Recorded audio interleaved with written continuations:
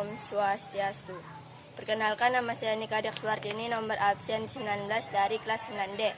Di sini saya akan menjelaskan tentang atletik.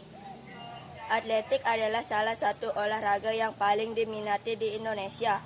Hal ini terlihat dari tingginya tingkat antusiasme masyarakat dalam memberikan respon pada sebuah pertandingan atletik. Bukan hanya itu, negara ini juga banyak memproduksi para atletik berbakat yang memiliki skill mumpuni. Bisa dilihat sendiri dari prestasi yang ditorehkan oleh atlet Indonesia di Olimpiade Internasional. A. Lari estafet. 1. Pengertian lari estafet. Lari sambung atau lari estafet adalah salah satu lomba lari pada perlombaan atlet yang dilaksanakan secara bergantian atau beranting. Start yang digunakan dalam lari bersambung adalah untuk pelari pertama menggunakan start jongkok, sedangkan untuk pelari kedua, ketiga, dan pelari yang keempat menggunakan start melayang. Jarak lari bersambung yang sering diperlombakan dalam atletik baik untuk putra maupun putri adalah 4 x 100 meter atau 4 x 400 meter. Dalam melakukan lari sambung bukan teknik saja yang diperlukan, tetapi pemberian dan penerimaan tongkat di zona atau daerah pergantian serta menyesuaikan jarak dan kecepatan lari setiap pelari. 2. Pelaturan lari estafet. Masing-masing pelari mempunyai peran penting dalam olahraga lari estafet. Oleh karena itu, kekompakan dan irama lari juga harus selalu dijaga. Dalam jarak tempuh 4 x 100 meter, pelari tidak dibolehkan untuk menjatuhkan tongkat estafet.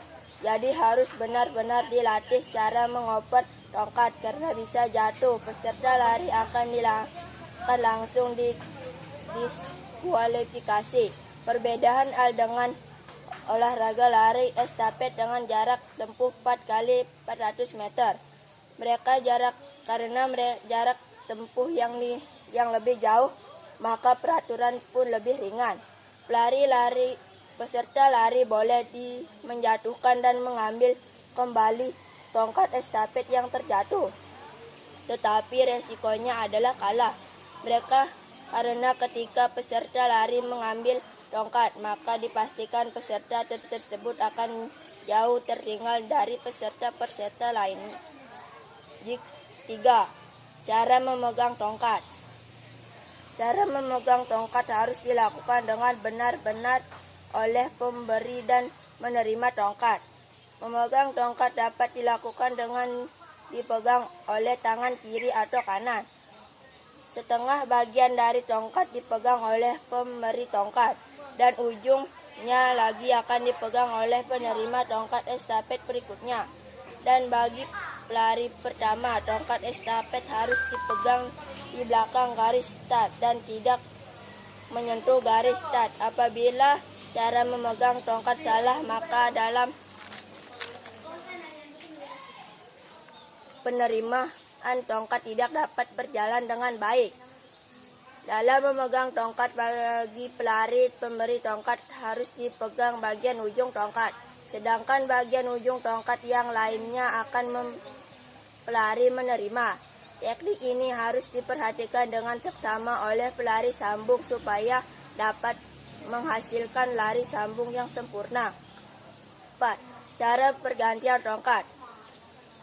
Tempat pergantian tongkat dalam lari estafet juga disebut whistle zone. Maka tempat pergantian tongkat dilakukan dengan jarak 220 meter. Sedangkan pergantian tongkat dapat dilakukan dengan dua cara, yaitu melihat visual dan tidak melihat non-visual. A.